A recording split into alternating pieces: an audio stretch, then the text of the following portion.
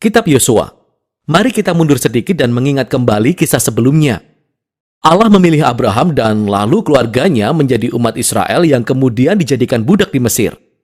Jadi melalui Musa, Allah membawa bangsa Israel keluar dari Mesir. Allah membuat sebuah perjanjian dengan bangsa Israel di Gunung Sinai, dan Allah membawa mereka melewati padang gurun.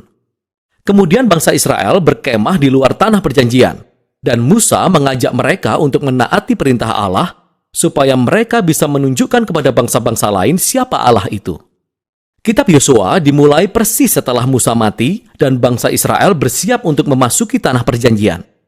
Kisah tentang Yosua dirancang dalam 4 gerakan utama.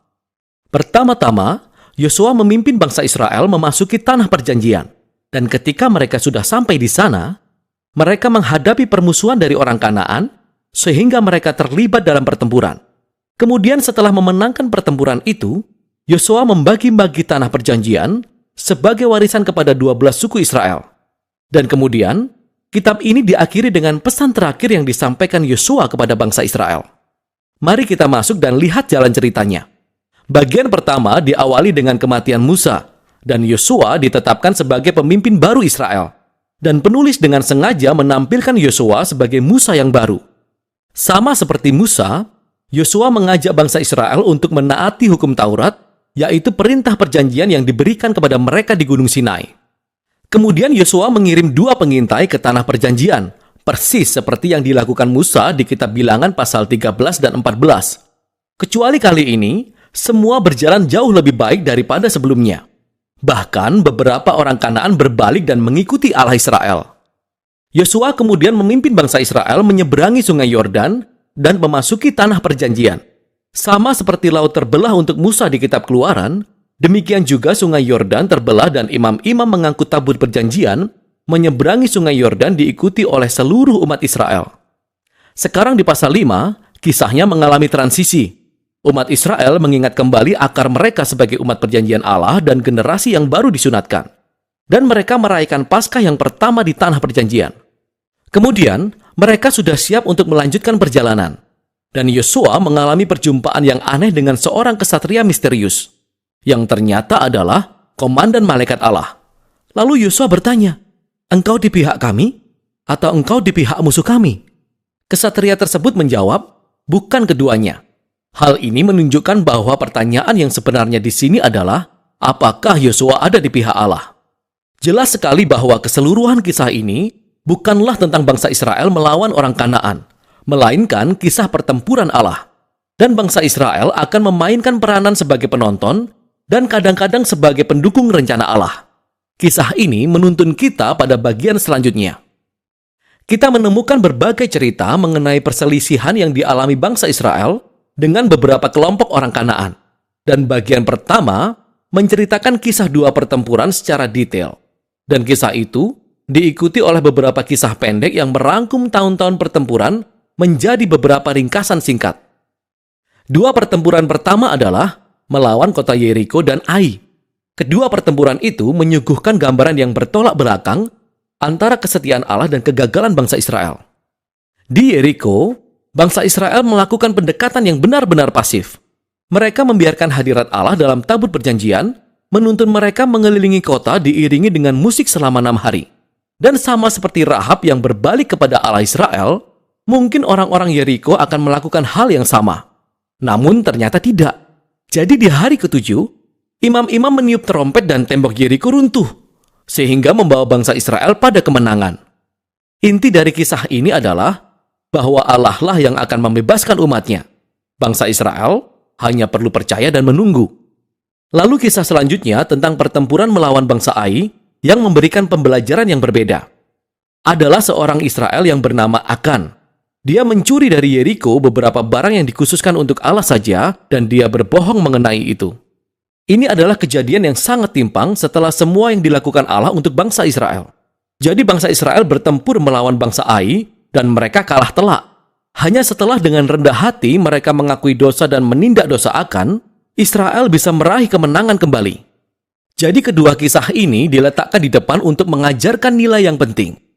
Jika bangsa Israel ingin mewarisi tanah perjanjian, mereka harus menaati dan percaya kepada perintah Allah. Mereka tidak mendapat perlakuan khusus. Paruh kedua dari bagian ini dimulai dengan orang-orang Gibeon, kelompok orang Kanaan, dan mereka bertindak persis seperti yang dilakukan Rahab, yaitu berbalik dan mengikuti Allah Israel, dan mereka mengadakan perdamaian dengan bangsa Israel. Tindakan ini sangat bertolak belakang dengan raja-raja Kanaan lainnya, yang mulai membentuk aliansi dan koalisi, dan mereka ingin menghancurkan bangsa Israel. Jadi bangsa Israel terlibat pertempuran dengan mereka, dan bangsa Israel meraih kemenangan besar. Jadi keseluruhan bagian ini disimpulkan dengan ringkasan daftar kemenangan-kemenangan yang diraih oleh Musa dan kemudian oleh Yosua.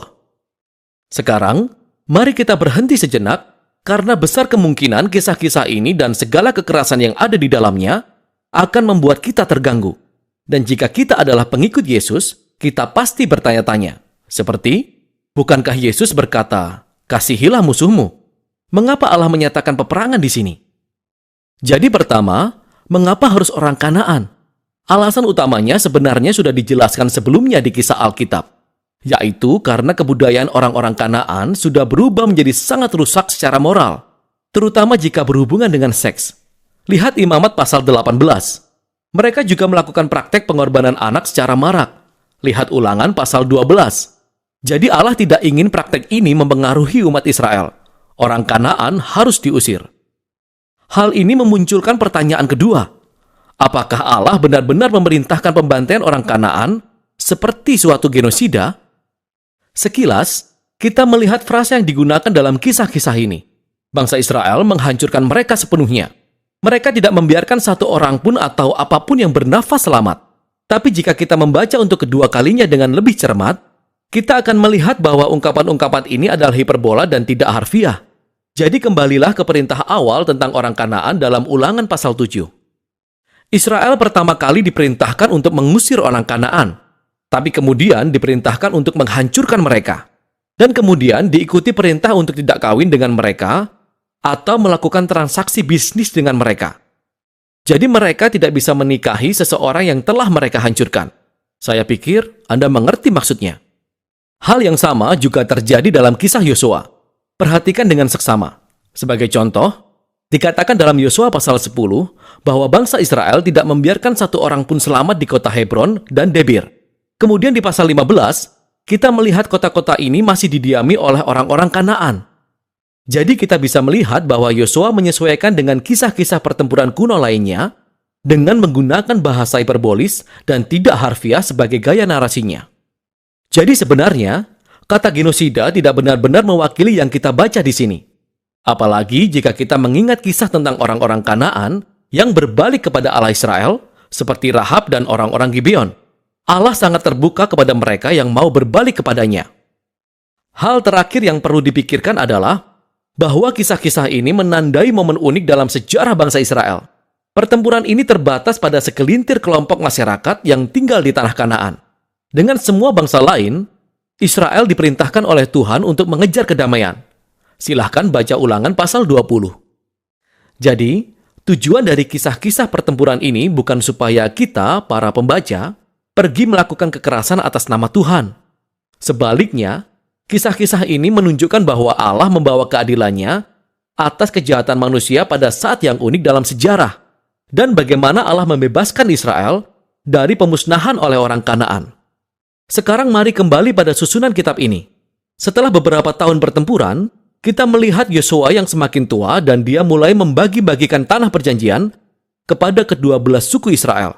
Dan sebagian besar bagian ini adalah tentang penentuan garis batas. Jujur saja, ini sangat membosankan. Ini seperti membaca peta tanpa gambar. Tapi bagi umat Israel, penentuan garis batas ini sangatlah penting. Ini merupakan penggenapan atas janji Allah di masa lalu kepada Abraham, yaitu bahwa keturunannya akan mewarisi tanah perjanjian. Jadi kini janji itu digenapi sampai ke detail-detailnya, yang menuntun kita ke bagian akhir. Yosua memberikan dua pidato kepada umat Israel. Pidato ini sangat mirip dengan pidato terakhir Musa di kitab Ulangan.